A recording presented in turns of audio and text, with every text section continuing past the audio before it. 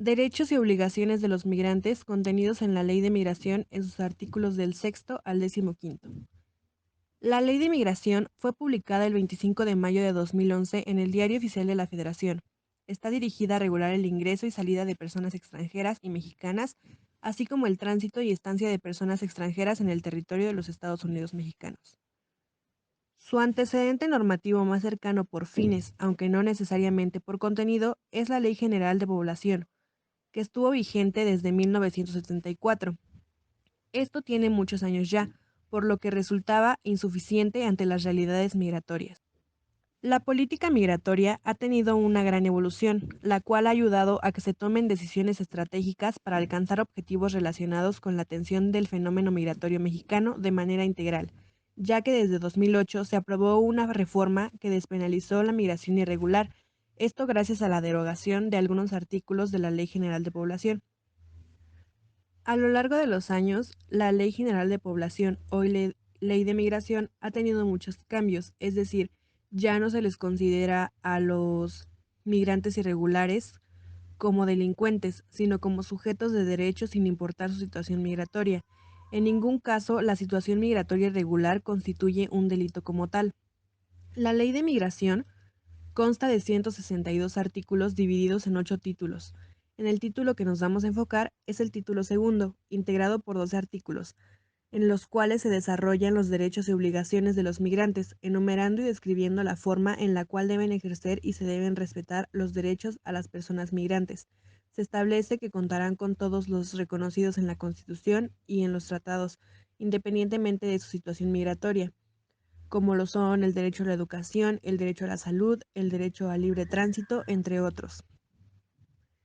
La inclusión de los derechos humanos de los migrantes se debe a la reforma constitucional del 2011, en la que se sitúan, como lo mencioné anteriormente, a los tratados que contienen derechos humanos como normas fundamentales del sistema jurídico mexicano.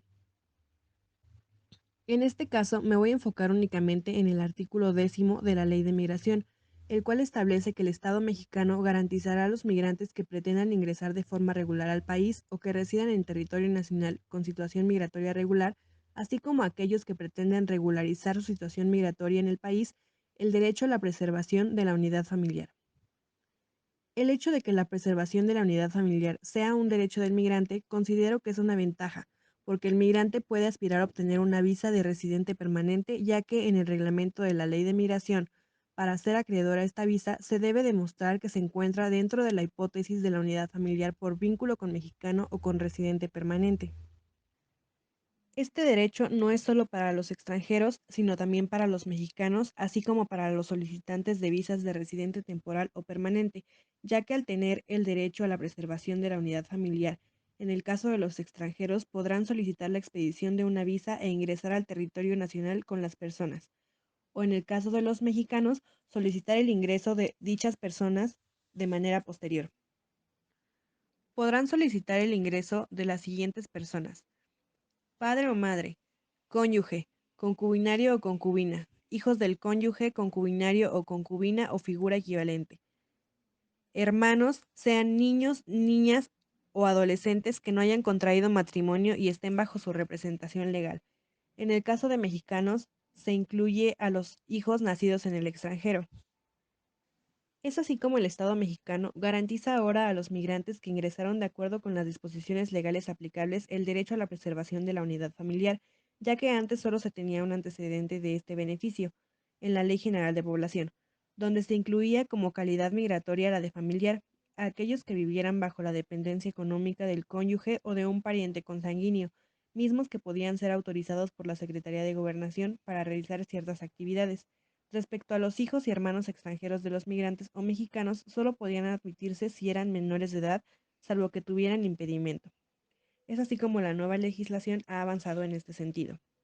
Para concluir, el derecho a conservar la unidad familiar del extranjero, reconociendo que el respeto a su esfera nuclear conlleva a la conformación de un entorno más productivo para éste, considero que es uno de los más importantes, porque sabemos la importancia que tiene tener a nuestros seres queridos con nosotros.